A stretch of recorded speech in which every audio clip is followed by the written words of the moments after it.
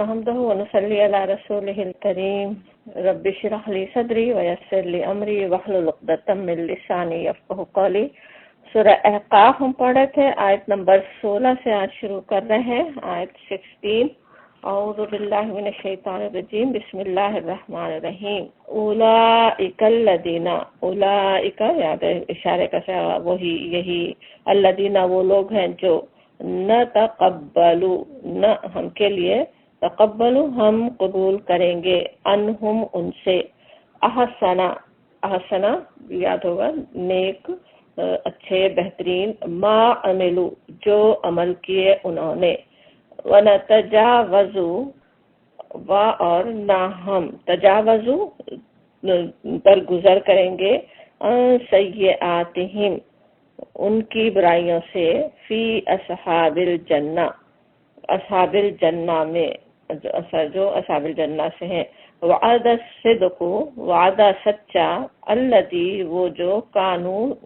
ہے یا تھا، یؤدون ان سے کیا جاتا، جو ان سے کیا جاتا ہے۔ اب یہاں پہ بات کس کی ہو رہی ہے، کس کی طرف اشارہ ہو رہا ہے؟ اولئک الذین نتقبل، یہ وہی لوگ ہیں جمع کے سیاق میں بات آ رہی ہے، اور اشارہ کس کی طرف ہو رہا ہے اس کے لیے ہمیں پیچھے دیکھنا ہوگا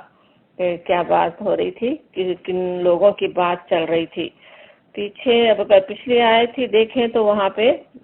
ایک بہترین کردار سامنے رکھا گیا تھا، ایک تمثیل سامنے رکھی گئی تھی، وہاں واحد کے سیاق میں بات تھی، اس سے یہ بھی کسی نے سمجھا کہ کسی خاص کا بات ہو رہی ہے، لیکن اب یہاں پہ جس طرح جمع کے صیغے میں بات آ رہی ہے، اس جو ابھی ہم نے آیت پڑھی اس میں تمام الفاظ جمع کے صیغے میں ہیں، تو اس سے صاف پتہ چل جاتا ہے کہ یہ تمثیلی تھی کہ تمام لوگوں میں سے کوئی ایسا ہے، کیسا ہے۔ وہاں پہ کیا کیا کہا گیا تھا پچھلی آیت میں؟ وہ جو دعا اصل تو آ رہی تھی کہ رب اوزینی ان اشکر نعمتک التی انعمت علی وعلی والدی، کہ میرے رب مجھے توفیق دے کہ میں شکر کروں تیری نعمت کا، تیرے احسان کا جو تو نے مجھ پر کی اور میرے ماں باپ پر کی، اور بہترین دعا جو ہم نے پچھلی دفعہ سمجھی کہ نیک عمل کی جو پسندیدہ ہو، پھر اپنی ضروریت کے لیے، ان کی اصلاح کے لیے، پھر اللہ سے اپنا عہد کو جوڑنا کہ انی تبت الیک و انی من المسلمین، کہ بے شک میں نے توبہ کی اور بے شک میں مسلمانوں میں سے ہوں۔ ویسے تو دعا ہے لیکن اسی سے سمجھ میں آتا ہے کہ کیسے دعا جو ہے وہ ایک کردار بتا رہے ہیں نا کہ کیسا کردار ہے، کیسے دعا سے سمجھ میں آتا ہے ایک شخص جو دعائیں کرتا ہے کہ وہ اصل اس کی نیت ہوتی ہے نا کاموں کی، اس کے لیے دعا کر رہا ہوتا ہے۔ وہ بہترین کردار جو تھا اس کی طرف جیسے اشارہ ہو رہا ہو کہ وہ لوگ ہیں، بلکہ اب اس سے تھوڑا سا پیچھے جائیں جو آیات جہاں جو بات چل رہی تھی، تو آیت نمبر پیچھے دیکھیں 13 میں بات تھی کہ وہ ان الذین قالوا ربنا اللہ ثم استقاموا، بے شک وہ لوگ جنہوں نے کہا اللہ ہمارا رب ہے پھر اس پر قائم ہو گئے، ان کے لیے کوئی خوف کوئی حزن نہیں۔ تو یہ وہ لوگ ہیں، وہ جو اللہ کی بندگی کا اعلان کرنے والے اور پھر اس کے بعد استقامت سے اس پر قائم رہنے والے، پھر ان کے اعمال کس طرح خالص اللہ کے لیے ہوتے ہیں، خالص اللہ کے لیے رجوع کرنے والے، اللہ کا شکر کرنے والے اور بندوں کا شکر کرنے والے، اپنے ماں باپ کے شکر کرنے والے۔ تو وہ کردار سامنے تھا، اور ان کے لیے بات ہو رہی ہے کہ وہی لوگ ہیں جن کا ہم نتقبلو ہم قبول فرما لیں گے، ہم قبول کر لیں گے، انہم ان سے، احسنا ما عملو جو انہوں نے نیک اعمال کیے، جو احسن کیے۔ ہر انسان کا دیکھیں کس طرح اپنی زندگی میں کچھ اس کے بہت احسن عمل بھی ہو سکتے ہیں، بہت اچھے اعمال کرنے والا ہے، اور دوسری طرف کچھ برائیاں بھی ہو سکتی ہیں، کچھ غلطیاں بھی ہو سکتی ہیں، خود نیکیاں اگر ہم سوچیں،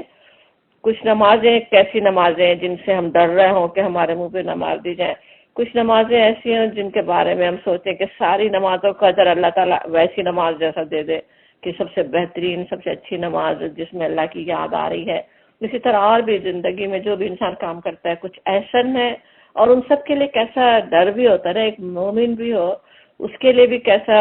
ہر وقت اس کے لیے ڈر ہوتا ہے کہ اللہ تعالیٰ قبول فرما لے۔ حضرت ابراہیم علیہ السلام جیسے اللہ کے برگزیدہ نبی کی دعائیں ہم کرتے ہیں اپنی نماز میں نا کہ ربنا تقبل منا، اے اللہ ہمارے مجھ سے قبول کر لے، جو اتنی سب کچھ کر رہے ہیں لیکن اصل چیز قبولیت ہے۔ اور یہاں اللہ تعالیٰ کی طرف سے خوشخبری دی جا رہی ہے، کچھ وعدہ کیا جا رہا ہے کہ ہم قبول کر لیں گے، اور کون سے جو احسن ہے عمل، ان احسن اعمال کو قبول کر لیں گے، وہ ان پہ نظر ہوگی ہماری، ان کے ذریعے، ان کی وجہ سے، ان احسن اعمال کی وجہ سے پھر اللہ تعالیٰ دوسرے جو غلطیاں ہیں، جو دوسری غلطیاں ہیں، جو دوسرے اعمال ہیں جو ایسے ایسا نہیں ہیں، ان سے اللہ تعالیٰ درگزر فرما دے گا۔ اس کا بھی وعدہ بھی کیا جا رہا ہے، وَنَّ تَجَاوَزُوا عَنْ سَيِّئَاتِهِمْ فِي أَصْحَابِ الْجَنَّةِ، جو اہل جنت ہیں، جو اہل جنت بن گئے، جنت میں پہنچ گئے اپنی نیکیوں کی بنا پہ، اپنے احسن عمل کی بنا پہ، پھر ان کی ایسا نہیں ہو کہ ان کی برائیاں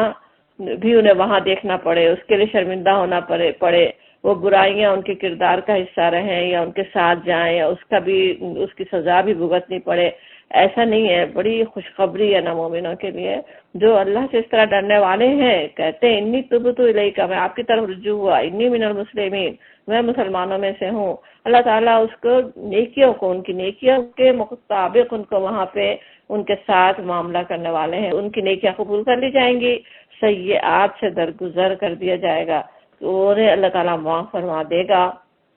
اور کتنی بڑی، جیسے ہم سب کے لیے بھی کیسے خوشی کی، کیسے خوشخبری کی بات ہے نا۔ اللہ تعالیٰ اللہ کی کتاب میں سوچے جب وعدہ کیا جائے، وعدہ ہو کہ اسے ہم درگزر کر دیں گے تمہاری برائیوں سے، تو اس کے بعد ایک اور انسان کو کیا چاہیے نا، اسی پہ خوشی منانے کی بات ہے۔ لیکن آگے پھر بھی اور کہا جاتا وعدہ الصدق الذی کانوا یوعدون، وعدہ سچا، وہ جس کا ان سے وعدہ کیا جاتا ہے۔ دنیا میں وعدہ کیا جاتا ہے نا اللہ کے رسول، اللہ کی کتابوں کے ذریعے آگے جس بہترین جزا کی امید دلائی گئی تھی، جو ان سے وعدہ کیا گیا تھا جنت کا، وہ سچا وعدہ ہے، وعدہ صدق۔ اور اللہ تعالیٰ کی طرف سے کہا جانا، صرف کہنا ہی سچا اور پکا وعدہ ہے قرآن اللہ کی کتاب میں، لیکن پھر اللہ کی رحمتیں ہیں نا اللہ کے بندوں پہ، جیسے اور مزید اطمینان دلایا جا رہا نا کہ وہ تو پورا ہی ہونے والا ہے۔ ایسا وعدہ جس کی طرف ہمیں کیسے دوڑ لگانے کی ضرورت ہے، اس اللہ کی رحمت کو ہم پا سکیں، ان بندوں میں ہم شامل ہو سکیں جن پر ایسی رحمت ہوگی، وہ جو اصحاب الجنہ ہوں گے، جن اللہ تعالیٰ جن کی برائیوں سے درگزر فرما دے گا۔ پھر کہا جاتا ہے والذی، اور جس شخص نے کہا، قالا کہا، لوالدیہ، یعنی لیے، یعنی والدیہ اپنے والدین کے لیے، جس نے اپنے والدین سے کہا، اپنے والدین کے لیے کہا، اف لکما، اف تم دونوں کے لیے، جو ہے سوال کے لیے، تعیداننی، تم کے لیے، تم مجھے بتاتے ہو، تعیداننی جیسے ہے، جیسے مجھے وعید دلاتے ہو، مجھے ڈراتے ہو، مجھے بتاتے ہو، ان یہ کہ اخرجا، نکالا جاؤں گا، وقد، اور تحقیق، خلط القرون، خلط گزر چکے، القرون کے قرن کی جمع، بہت سے لوگ گزر چکے، نسلیں گزر چکی، میں قبلی، مجھ سے پہلے، وہما، اور وہ دونوں، یعنی دونوں اس کے والدین، وہ دونوں، یستغیثانی، استغاثہ سے فریاد کرتے ہیں اللہ سے، ویلکا، تباہی تیری، آمن، ایمان لے، مان لے، انا، بے شک، وعد اللہ حق، اللہ کا وعدہ ہے سچا، فیقولو، پھر وہ کہتا ہے جواب میں، پھر کیا ہے اولاد کا کہنا، ما ھذا الا اساطیر الاولین، نہیں یہ مگر پرانی کہانیاں۔ اب یہاں پہ اللہ تعالیٰ نے اس کے سامنے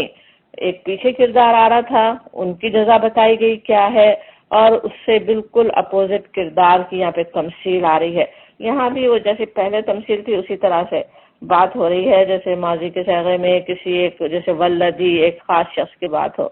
لیکن یہاں پہ بھی اس آگے پھر جمع کے صیغے میں بات آئے گی۔ اصل میں تو وہی ہے، تمثیل ہے، کسی خاص شخص کا واقعہ نہیں ہے۔ بہت سے لوگ ایسے ہو سکتے ہیں،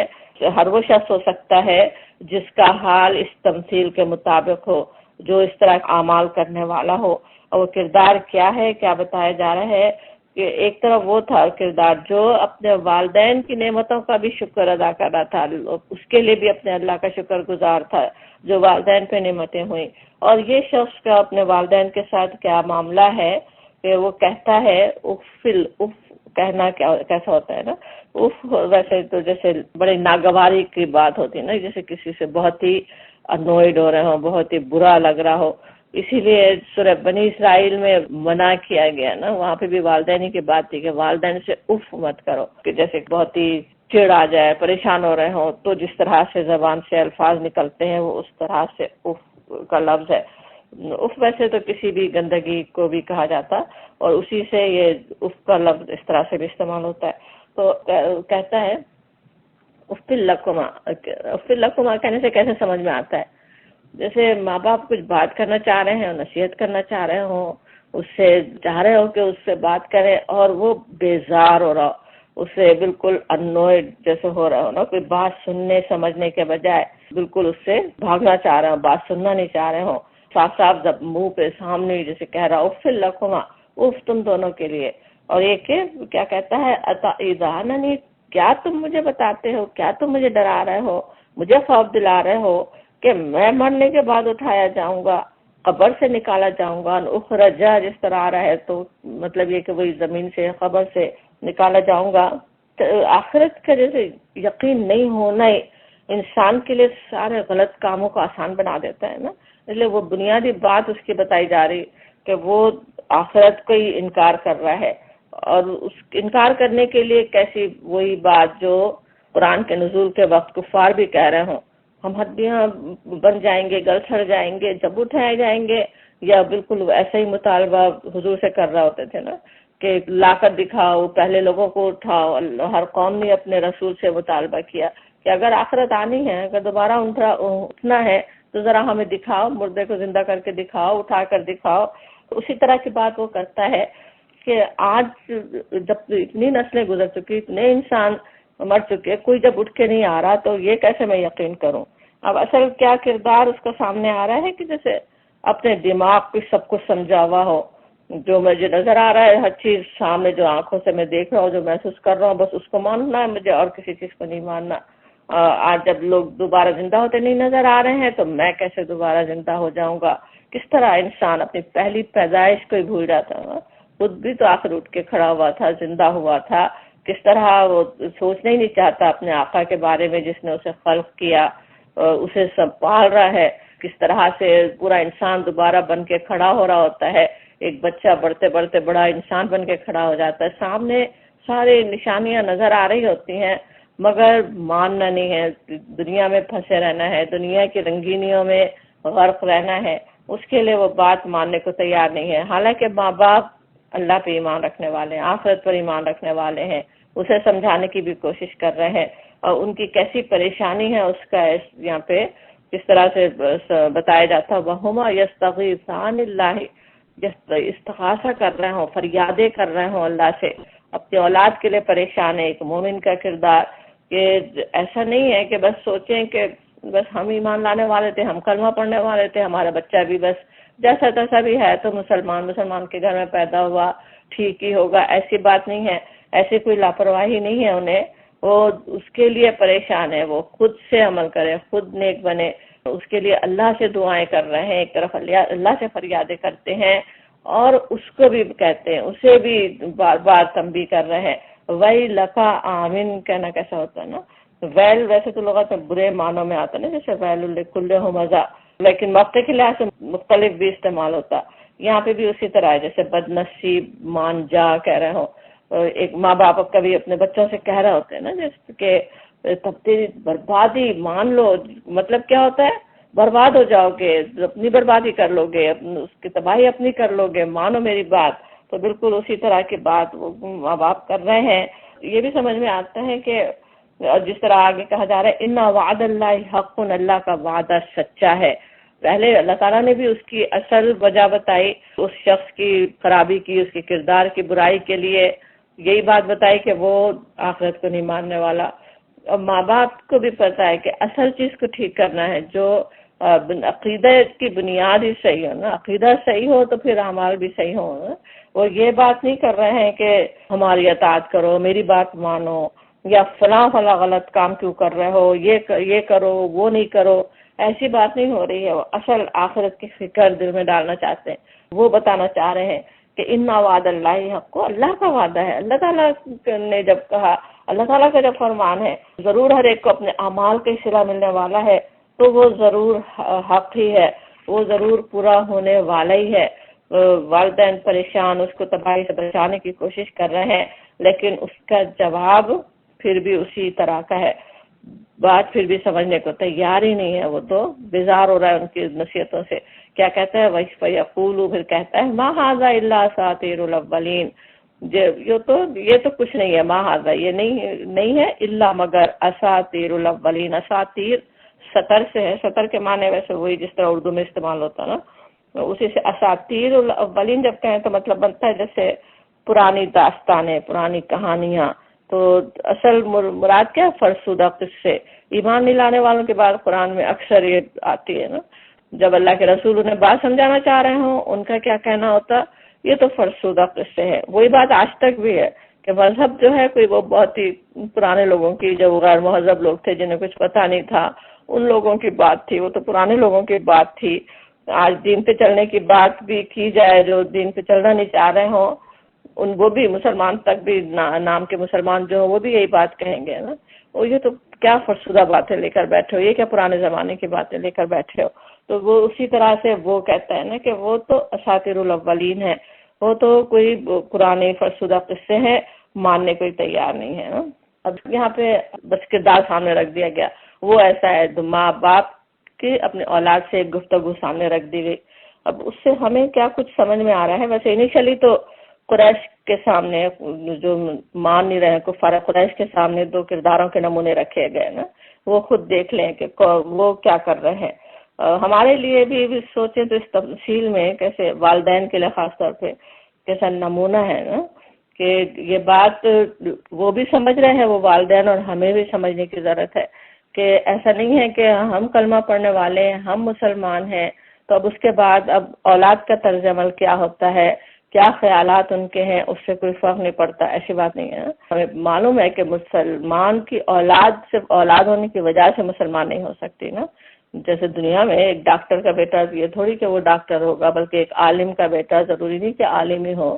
جب تک کہ خود نہیں علم حاصل کرے، جب تک کہ خود نہیں ڈگری حاصل کرے. بالکل اسی طرح کی بات ہے، جب تک خود سے اسلام کو نہیں سمجھے، خود اپنا دل اللہ کے آگے نہ جھکائے، وہ مسلمان کیسے ہوگا نا. تو جو خود فکر رکھنے کی ضرورت ہے، اور ماں باپ کو فکر رکھنے کی ضرورت ہے اولاد کی، کہ وہ انہیں سکھائیں، انہیں تنبیہ کریں، ان کی تربیت کرنے کی کوشش کریں. کوشش کرنا ان کا کام ہے. اب یہاں جیسی مثال ہے، ماں باپ تو ڈرنے والے ہیں اللہ سے، پوری کوشش بھی کرنے والے ہیں، اولاد نہیں مان رہی تو پھر ظاہر ہے ان کا قصور نہیں ہے. انہوں نے تو اپنا کام کر لیا، ان کو جو کرنا تھا وہ انہوں نے کر لیا. اب پوچھ تو پھر اولاد سے ہونی ہے، پھر وہ اپنے عمل کا خود وہ دیکھنے والا ہے کہ کیا انجام ہوگا. اور کہا جاتا ہے اولئک الذین، انجام آگے آ رہا ہے کہ یہ وہی لوگ ہیں جو یہاں پہ وہی جمع کے صیغے میں بات حق علیہم القول. حق علیہم، حق علی کہنا کیسے ہوتا ہے، بات پوری ہو گئی، جو بات ان کے بارے میں کہی گئی تھی وہ ان پر پوری ہو گئی. اب یہ القول سے کیا مراد ہے، کون سی بات ہے جو پوری ہو گئی ان پر نا. اصل وعدے کی بات ہے، اللہ نے جو وعدہ کیا. وعدہ کیا ہوتا ہے، عذاب کا وعدہ، جو رسول ڈرا رہے ہوتے ہیں، جو رسول وعید کر رہے ہوتے ہیں. اپنے آپ کو سدھارو گے نہیں، خود اپنے اعمال کو صحیح نہیں کرو گے تو عذاب میں مستحق ہوگے. وہ بات ان پہ پوری ہو گئی. ان پہ جیسے عذاب کا فیصلہ چسپاں ہو گیا. اصل یہ بات کہی جا رہی ہے کہ ان پر وہ بات پوری ہو گئی. فی امم قد خلت من قبلہم من الجن والانس، فی امم، امتوں میں جو اس سے پہلے کے لوگوں میں جس طرح سے، اور یہاں پہ جن اور انس دونوں کے نام ہے، دونوں ہی سے حساب ہونے والا ہے، دونوں میں نیک لوگ بھی ہیں بد بھی ہیں. تو اس سے پہلے جو قوموں میں، اس سے پہلے جو امم گزری، جو امتیں گزری، ان پہ جیسی بات چسپاں ہو گئی تھی، پہلے جیسے لوگوں پہ عذاب آئے تھے ویسے ہی اس پر بھی بات پوری ہو گئی. وہ بھی عذاب کا مستحق بننے والوں میں شامل ہو جائیں گے اگر وہ اپنی روش کو درست نہ کریں. انہم کانوا خاسرین، بے شک وہ خسارہ پانے والے ہیں، بے شک وہ نقصان ہی اٹھانے والے ہیں. اب یہاں یعنی اللہ تعالیٰ نے عقل و شعور کی نعمت دی، دولت دی، زندگی کی نعمت دی، نشانیاں بھی دکھا دیں، ہدایت کرنے والے بھی ان کے لیے بھیج دیے، خواہ وہ ماں باپ کی صورت میں ہوں یا اللہ کے رسول کی صورت میں ہوں، اللہ کے رسول کے پیرووں کی صورت میں ہوں. لیکن اس دولت کو جب انہوں نے غلط جگہ انویسٹ کیا بالکل اس سے غلط کام لیا تو پھر کیا ہوا، وہ خاسرین میں شامل ہو گئے، خسارہ پانے والوں میں شامل ہو گئے۔ خسارہ پانے والے کون ہوتے ہیں؟ قرآن کس طرح ہمیں بار بار بتاتا سمجھاتا ہے نا، ہر ایک کے خسارے میں ہے، جو ایمان نہیں لائے، جو نیک عمل نہیں کرے، جو خود بھی نیکی پہ چلے دوسروں کو نہ چلائے، یا پھر جیسے سورہ کہف کے آخری رکوع میں سمجھتے ہیں نا، دنیا میں لگے ہوئے ہیں، دنیا سامنے مقصود ہے اور دنیا ہی کی فکر ہے، اسی کو سب کچھ سمجھ رہے ہیں، جو کر رہے ہیں بس وہی صحیح ہے سمجھ رہے ہیں، سوچنے کی کوشش ہی گوارا نہیں کر رہے کہ ہم کیا صحیح کر رہے ہیں کیا غلط۔ وہ سب سے بڑے خسارہ پانے والے اخسرین جیسے وہاں پہ کہا گیا، وہ بھی انہی میں شامل ہو گئے، ان پہ وہ بات پوری ہو گئی تھی۔ مثال جن لوگوں پہ، یہ تمثیل جن لوگوں پہ پوری آتی ہے، ان کا وہ انجام ہے، وہ خسارہ پانے والے ہوں گے، اور ان کا انجام مزید بتایا جاتا۔ بلکہ ولی کلی آ رہا ہے اس میں تو ویسے، اور لیے کلی تمام، کلی کہے تو ہر ایک، لیکن جب جو بات چل رہی ہوتی ہے اکثر ان کے لیے بھی کلی کا لفظ آتا ہے نا، تو یہاں کلی کہنے سے سمجھ میں آتا ہے وہ دونوں کردار جن کی تمثیل یہاں پیش کی گئی، ایک طرف وہ جو اللہ کی طرف رجوع ہونے والے ہیں، جو نیکی کرنے والے ہیں، اللہ کا صحیح شکر کرنے والے ہیں، اور دوسری تمثیل ان کی جو اس طرح آخرت کو بھولے ہوئے ہیں، آخرت کو انکار کر رہے ہیں، ہدایت کو سننے کے بجائے، ہدایت ماننے کے بجائے اس سے بھاگ رہے ہوں، اس سے بیزار ہو رہے ہوں، وہ دونوں ہی مراد ہے۔ یہ والے دونوں گروہ مراد ہے جن کی بات ابھی ہوئی۔ اس کے علاوہ ویسے بھی قیامت میں ہمیں پتہ ہے کہ دو ہی گروہ ہوں گے نا اصل تو، کہ ان سے اور مختلف گروہ بنے ہیں، لیکن اصل بڑے گروہ تو دو ہیں، ایک کامیاب ایک ناکام۔ انہیں کی بات ہو رہی ہے، ان کے لیے درجات ہیں، درجے ہیں، مما عملو، اس کے مطابق، مما ان میں سے، عملو جو عمل کیا انہوں نے، وہاں کے درجات سارے عمل پر ہی منحصر ہے انسان کے، کس خاندان سے ہیں، کس نسل سے ہیں، کس رنگ کے ہیں، کیا اپنے آپ کو زبان سے کہتے ہیں، وہ کچھ نہیں دیکھا جانے والا ہے، اصل عمل دیکھا جانے والا ہے، اس پر درجے ہونے والے ہیں، اپنے اعمال کے مطابق ہی وہاں ملنے والے ہیں۔ جنہوں نے اپنے رب اور اپنے ماں باپ کے حقوق پہچانے، وہ جنت کے مدارج حاصل کر لیں گے، جیسے عمل تھا اسی لحاظ سے ان کے درجے، جس نے محنت کی، جتنے خلوص سے کام کیا، اسی لحاظ سے ان کے مختلف درجے وہاں۔ اور جنہوں نے لاؤبالی کے ساتھ زندگی گزاری، آخرت کو بھولے رہے، وہ پھر اپنے اعمال کے مطابق دوزخ کے جس طبقے کے مستحق ہوں گے اس میں وہ جائیں گے۔ دوزخ کے طبقوں کے لیے درک کا ایسا لفظ آتا ہے جیسے بہت نیچے بالکل درک کے افسر میں جائیں، یا پھر جیسے ان کے اعمال ہیں اسی لحاظ سے دوزخ ان کا ٹھکانہ ہو، وہ بتایا جا رہا ہے۔ اور پھر کہا جاتا وَلِيُوَفِّيَهُمْ أَعْمَالَهُمْ، اور لیوفیہم کہنے کے طرح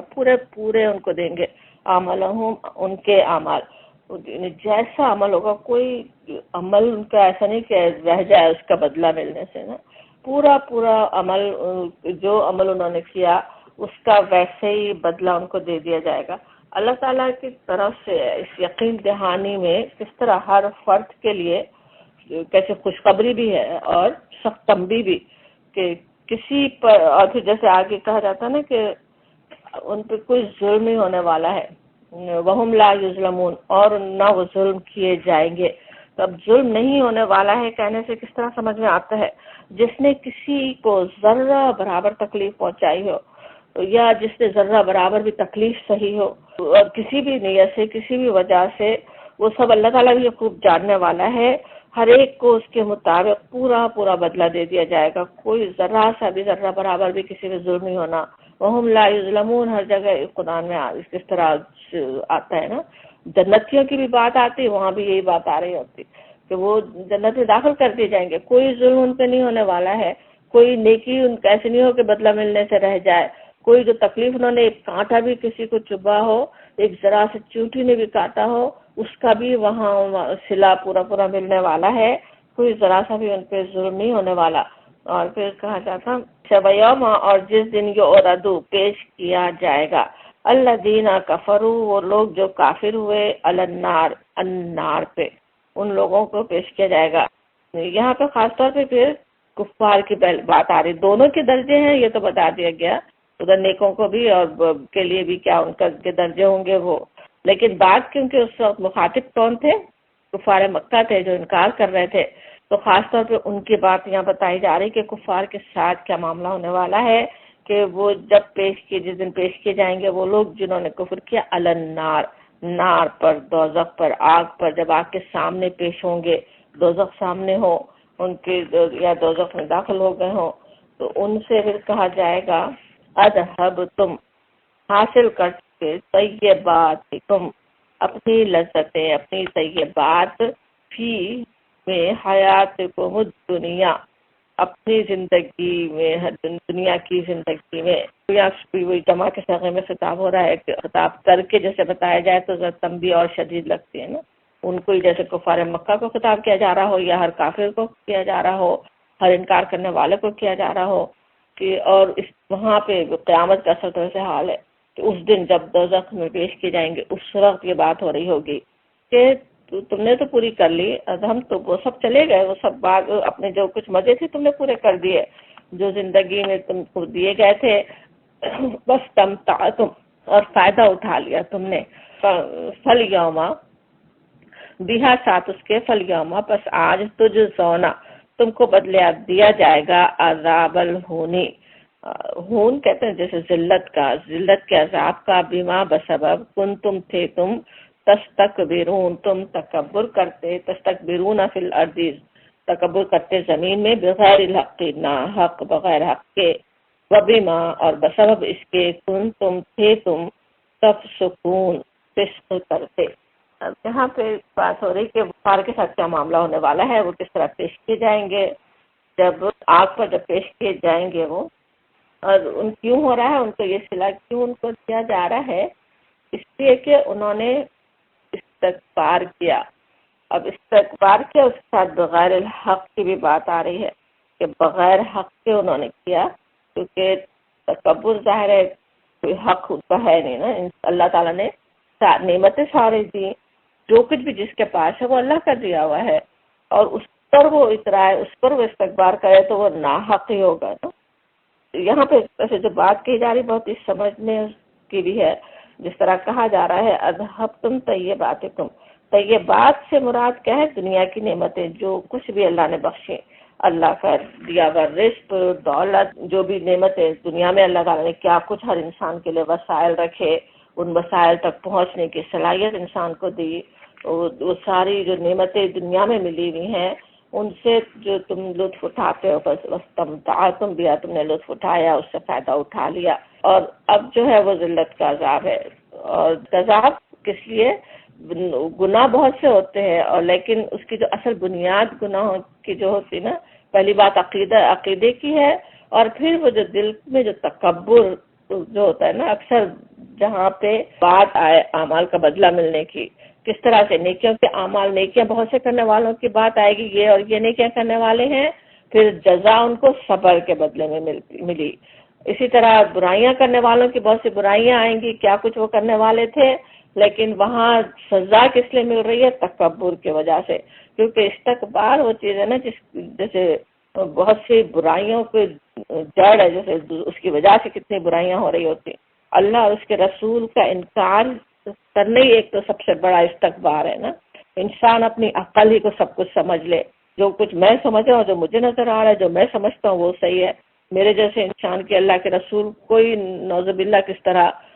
اپنے جیسا بھی کیا اپنے سے بھی کمتر کفار سمجھتے رہے، وہ استکبار کی اصل چیز دوزخ میں لے جانے والا ہے نا، کہ بات ماننے کے بجائے جھکنے کے وہ استکبار کرتے رہے، اور پھر نافرمانیاں، اسی سے پھر نافرمانیاں ہوتی ہیں، اور سارے فسق ہوتے ہیں، اللہ کی نافرمانیوں میں زندگی گزاری۔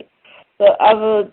بات کفار سے ہو رہی ہے جو اصل اللہ کے رسول کا انکار کرنے والے، استکبار کرنے والے تھے، لیکن یہ جو بات ہے کہ اذهب تم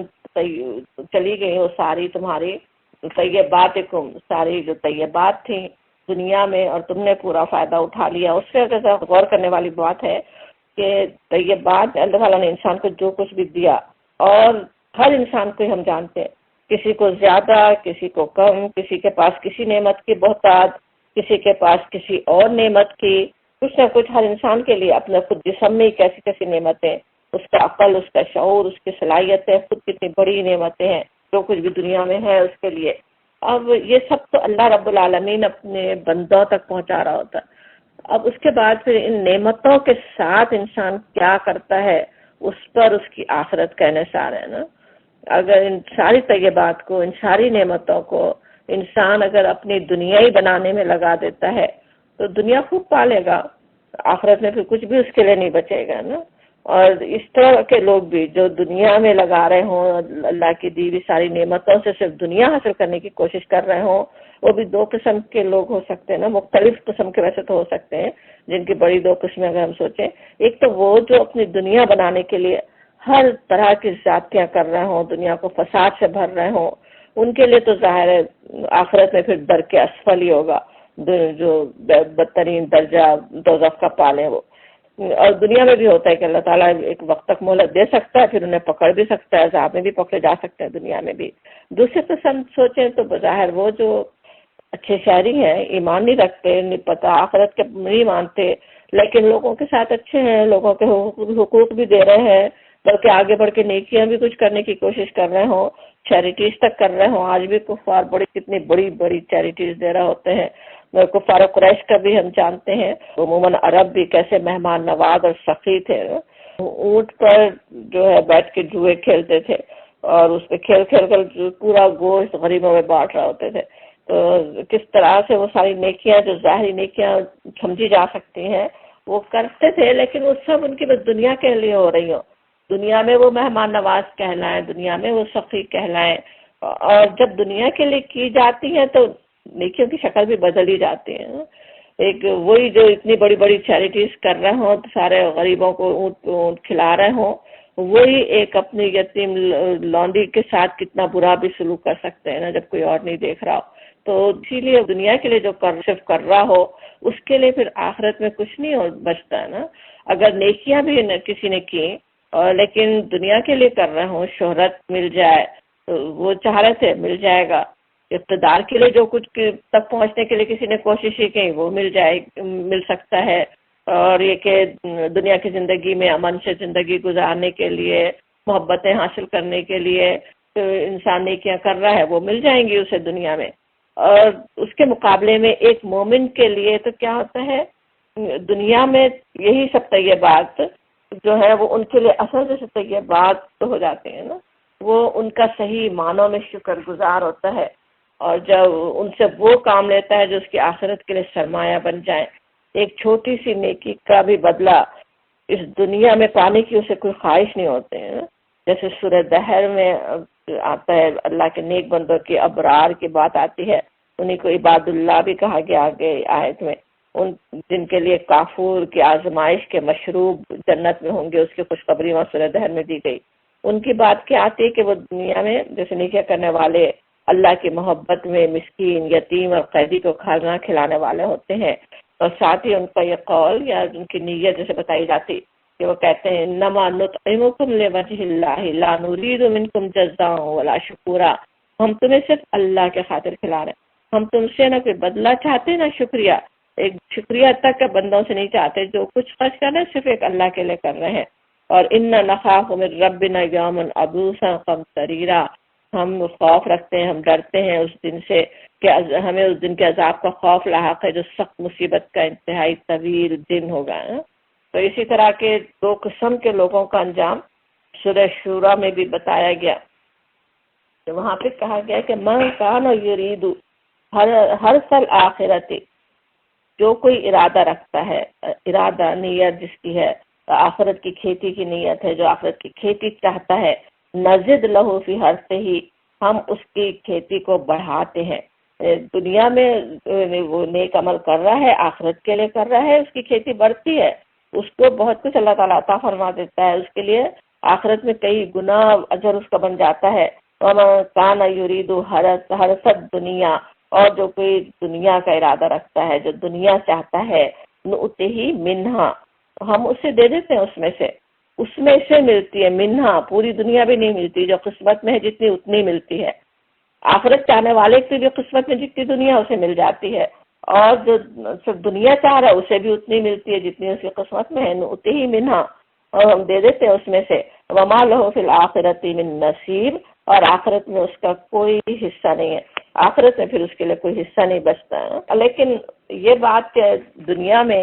اللہ تعالیٰ بدلے دے دیتا ہے جو دنیا میں اچھے کام کر رہا ہے لیکن آخرت کی جسے فکر نہیں ہے. اللہ تعالیٰ دنیا میں سب کو بہت کچھ دے رہا ہے نا، کھانے پینے کو دن اور رات مل رہا ہے، صحت بیماری سے صحت دی جا رہی ہو، کیا کچھ مل رہا ہو وہ سب کچھ انہیں مل جاتا ہے عیش و عشرت دنیا کی. لیکن یہ بھی مطلب نہیں ہے کہ اگر کسی کو نیکیوں کے ساتھ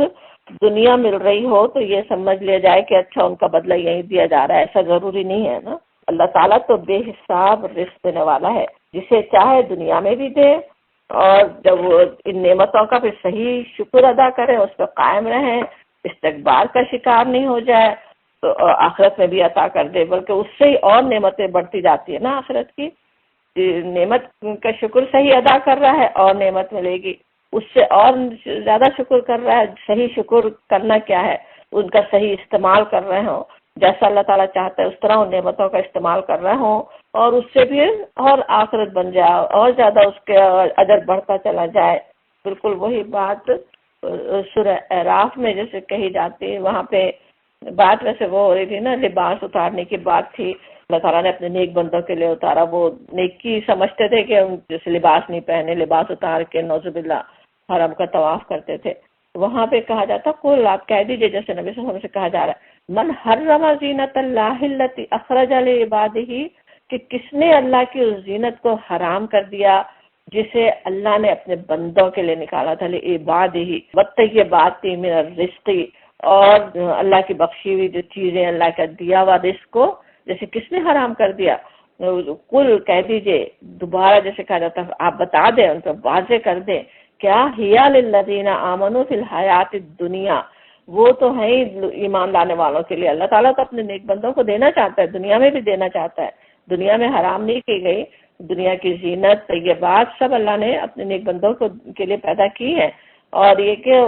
خالصۃ یوم القیامہ، لیکن یوم القیامہ میں خالصۃ ان کی ہوں گی. یہاں تو ان کے تو خیر کفار کو بھی مل رہا ہے، بلکہ کبھی زیادہ ہی ان کو ملتا ہوا نظر بھی آ سکتا ہے، لیکن وہاں تو قیامت کے دن تو خالصتاً ان کے لیے ہوں گی. اپنے نیک بندوں کے لیے اللہ نے اصل سے یہ بات پیدا کی ہے. یہ بات جیسے وہاں پہ واضح کی گئی کہ ان کو تو دیا ہی جائے گا، ان کے لیے تو ہے ہی، آخرت میں بھی ہے ان کے لیے اور دنیا میں بھی کے لیے ہے، اور آخرت تو ہے ہی انہیں کے لیے. پھر کہا جا رہا ہے اب جو بات استکبار کی سمجھائی جا رہی تھی نا متکبرین قریش کو، اب اس کے لیے پھر تاریخ سے مثال پیش کی جا رہی ہے. تاریخ کی ایک قدیم اور بڑی متکبر جو قوم تھی ان کا حال بتایا جا رہا ہے. اس میں نبی صلی اللہ علیہ وسلم کے لیے تسلی بھی، تسلی دینے کے لیے بھی، اور قریش کے متکبرین جو تھے ان کو متنبع کرنے کے لیے کہ اگر وہ اپنی روش سے باز نہیں آئے تو اسی طرح کے انجام سے وہ دو چار ہو سکتے ہیں نا. اب کہا یہ جاتا ہے کہ وَإِذْ وَاذْكُرْ أَخَا عَادٍ، اور ذکر کرو عاد کے بھائی کا. یہاں ہود علیہ السلام کا نام لینے کے بجائے ہمیں پتہ ہے نا قوم عاد کے پاس ہود علیہ السلام بھیجے گئے تھے، یہاں صرف اخا عاد کہا جا رہا ہے. اخا عاد کہنا جو ہے نا وہ کس طرح ہے، جیسے اس وقت بھی قریش کو بتایا جا رہا ہو آج نبی صلی اللہ علیہ وسلم جیسے تمہارے اپنے بھائی ہیں، اسی طرح سے عاد کے پاس بھی انہی کے بھائی بھیجے گئے، ان کے اپنے بھائی جو ان کے خیر خواہ ہیں وہ بھیجے گئے. اخا عاد بھائی ہر رسول کے لیے قرآن میں نے پڑھا اکثر یہ بات آتی ہے نا کہ ان کے بھائی بھیجے گئے. اسے کئی چیزیں سمجھائی جاتی ہیں نا کہ اللہ کی کیسی نعمت ہے، تمہارے اندر نبوت آ رہی ہے، تمہارے اپنے بھائی کو نبی بنایا جا رہا ہے، اس نعمت کا جیسے شکر ادا کریں، یہ جیسے احساس بھی دلایا جاتا ہے نا. اور پھر کہا جا رہا ہے اذ انذرا، جب اس نے خبردار کیا قومہ اپنی قوم کو بالاحقاف احقاف میں، وقد اور تحقیق خلت النذر گزر چکے خبردار کرنے والے من بین یدیہ اس سے پہلے ومن خلفہ اور اس کے پیچھے. اللہ جو ہے یہاں پہ ان اور اللہ ہے، یہ کہ نہیں تعبدو تم عبادت کرو الا اللہ مگر اللہ کی، انی بے شک میں اخاف خوف رکھتا ہوں علیکم تم پر، یعنی تمہارے لیے ڈرتا ہوں، عذاب یوم عظیم یوم عظیم کے عذاب سے. اب وہ انذار کرتے ہیں جس طرح ہر قوم ہر رسول کے پاس انذار کرنے والے آئے، جس طرح اس وقت نبی صلی اللہ علیہ وسلم انذار کر رہے ہیں، تنبیہ کر رہے ہیں، خبردار کر رہے ہیں کہ اگر اسی روش پہ چلتے رہے تو کیا ہوگا. اسی طرح انہوں نے بھی اپنی قوم کو ڈرایا، اپنی قوم کو خبردار کیا. اور قوم کا آتا ہے کہ بالاحقافی، اب احقاف میں خاص طور پہ آ رہا ہے. احقاف اسی پہ سورت کا نام بھی ہے. اصل احقاف کا جو لفظ ہے وہ حفظ کی جمع ہے. حفظ کہتے ہیں ریت کے لمبے لمبے ٹیلوں کو، اکثر مستطیل کی شکل میں، ریکٹینگولر شکل کے ہوتے ہیں. احقاف جو علاقے کو کہا جاتا ہے وہ اسی طرح کا ہے جہاں ریت کے بڑے بڑے ٹیلے، بہت ریت ہے. صحرائے عرب کے جنوب مغرب میں واقع ہے. عمان، یمن اور نجد اور حضرموت کے درمیان کا علاقہ وہ لق و دق صحرا ہے. آج اسے دیکھ کر جیسے اندازہ بھی نہیں کر سکتے کہ کسی وقت یہی علاقہ اتنا سرسبز اور شاداب تھا، عظیم تمدن کا مرکز تھا. جس طرح کی ڈسکرپشن قوم عاد کا قرآن میں جگہ جگہ آتا ہے نا، کیسی وہ قوم تھی، کیا کچھ اللہ نے انہیں نعمتیں عطا کی تھیں، اور کیسی اللہ کے عذاب کی جیسے کھلی نشانی اس دنیا میں موجود ہو نا. سورت کا نام الاحقاف ہی ہے، اسی سے انسان اس احقاف کو یاد کرے، اس جگہ کا سوچے کہ کس طرح سے جس عذاب کی خبر دی گئی وہ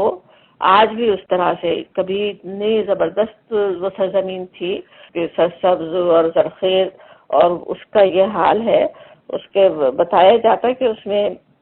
جیسے بڑے بڑے سفید خطے ہیں، ایک تو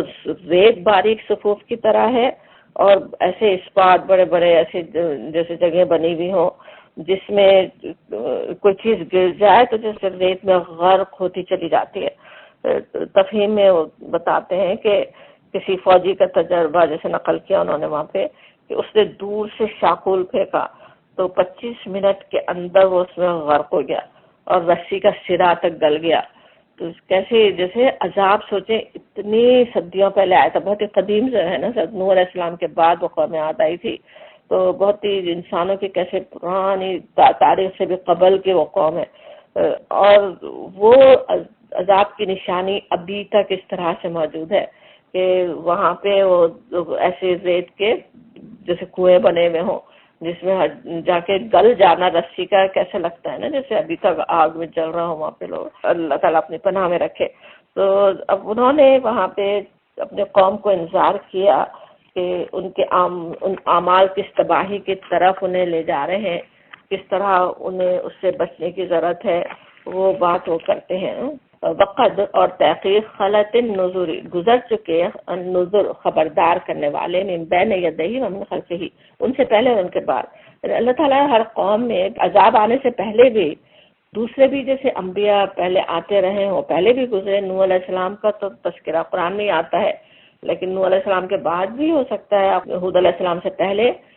اور دوسرے انبیاء آئے ہوں، انہوں نے ان کو جھٹلایا، ان کی بات نہیں مانی. اور کہا جاتا اور اس کے بعد بھی آگے بھی ہود علیہ السلام جو انذار کر رہے تھے کوئی وہ ایسا انوکھا انذار نہیں تھا.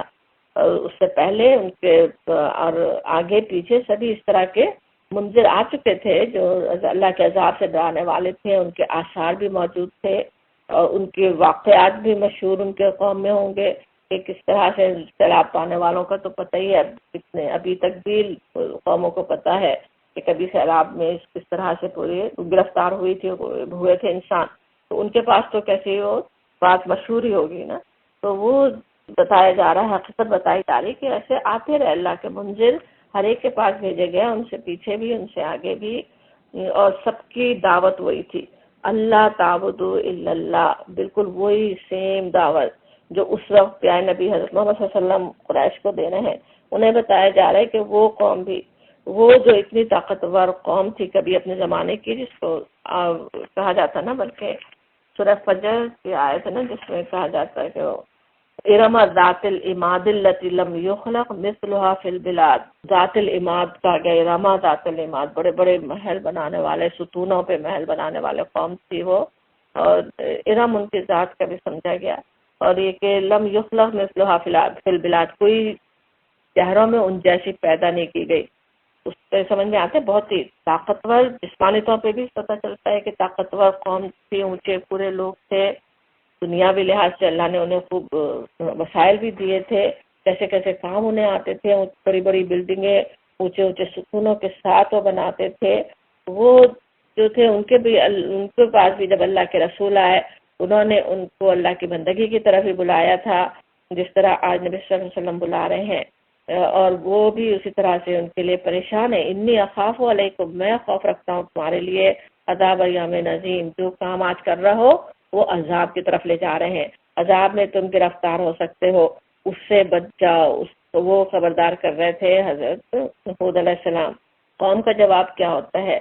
جس طرح ہر قوم نے دیا، قالو، کہا انہوں نے، اجئتنا، کیا تو آیا ہے ہمارے پاس، لتأفکنا، کہ تو ہمیں پھیر دے، ان آلہتنا، ہمارے معبودوں سے، فاتنا، پس لیا ہم پر، بما، ساتھ اس کے، تعیدنا وہی بعید سے تو ہمیں ڈراتا ہے، اے کنتا، اگر ہے تو، من الصادقین، صادقین میں سے۔ اب وہی بات جو رسولوں نے کی، وہ قریش کا بھی یہ مطالبہ ہوتا تھا نا، عذاب لا کے دکھاؤ، اگر عذاب سے ہمیں ڈرا رہا، کہاں ہے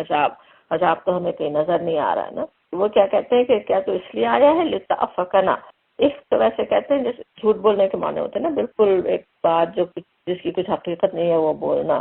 لیکن جس طرح ان آلہتنا آ رہا ہے، اس کا مطلب ہوتا ہے جیسے کسی چیز سے، کوئی صحیح چیز سے پھیرنے کی کوشش کرنا، برگشتہ کرنا۔ تو وہ یہ کہتے ہیں کہ ہمیں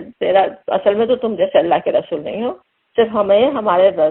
بتوں سے برگشتہ کرنا چاہ رہے ہو، ہمارے بتوں سے ہٹانا چاہ رہے ہو، بتوں کی محبت میں بس لگے رہنا چاہتے تھے نا، جس طرح قریش تھے۔ اور یہ بھی ہمیں پتہ ہے، یہ بتوں کی محبت اتنی کہ دل میں ان کے جا گزی رہتی ہے نا، اس کے ذریعے سے کمائیاں ہو رہی ہوتی ہیں نا، وہی لوگ سب سے بڑھ کے مخالفت کر رہے ہوتے جو ان بتوں کے ذریعے کمائی کر رہے ہوتے تھے، اور ان لوگوں کے دلوں میں اس کی ایسی محبت، ایسا اعتقاد ڈالا ہوا ہے کہ سارے لوگ بھی، عوام بھی مخالف ہو جائیں اللہ کے رسول کے، اور بات وہی کرتے ہیں، وہی لوگوں کو بھڑکا رہے ہوں، اچھا ہمارے جو آلہہ ہیں، ہمارے معبود ہیں جن سے ہم عقیدت رکھتے ہیں، ہمارے مقدس چیزیں، ان سے یہ ہمیں ہٹانا چاہتا ہے۔ اور وہی بالکل سیم ٹیکٹک جو قریش کر رہے تھے، لاؤ عذاب لا کے دکھاؤ نا، کہ ہمیں اگر تم سچے ہو تو عذاب لا کے دکھاؤ۔ کیسی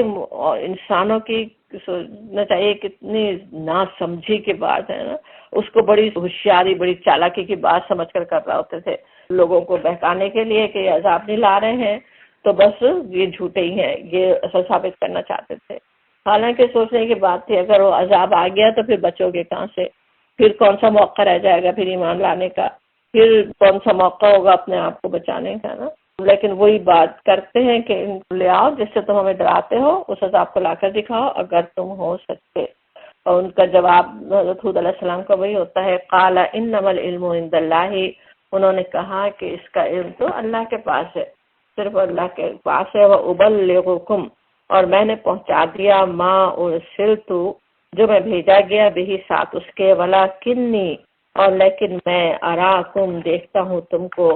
قوم تجہلون، کہ تم جہالت برت رہے ہو، یعنی بالکل جاہلانہ بات تھی نا ان کی، کہ جہالت برت رہے ہو، سمجھنا نہیں چاہ رہے ہو۔ یہ بات جو عذاب کی کرتے ہو قریش کو بھی بتائی جا رہی کہ اس کا علم تو اللہ کے پاس ہے، عذاب کب آنا ہے، پکڑے کب جانا ہے، قیامت کب آنی ہے، آخرت کب آنی ہے، وہ تو صرف اللہ کے پاس ہے۔ میرا کام تو بس پہنچا دینا، ابلغ ما ارسلت به، جس کے ساتھ میں بھیجا گیا ہوں وہ میں تمہیں پہنچا رہا ہوں۔ واقعے کے، تاریخ کے واقعے کی صورت میں قریش بھی سمجھ جائیں، بالکل یہی بات تو نبی صلی اللہ علیہ وسلم کہہ رہے ہیں، خود سوچ لیں کہ کیسی جہالت کی بات ہے جو وہ کر رہے ہیں عذاب کا مطالبہ کر کے۔ اب آگے پھر قوم عاد پہ جو عذاب آیا اس کی بات آ رہی ہے، تو انشاءاللہ ہم پھر باقی اگلی کلاس میں پڑھتے ہیں، وقت ہمارا ختم ہو گیا۔ وآخر دعوانا الحمدللہ رب العالمین۔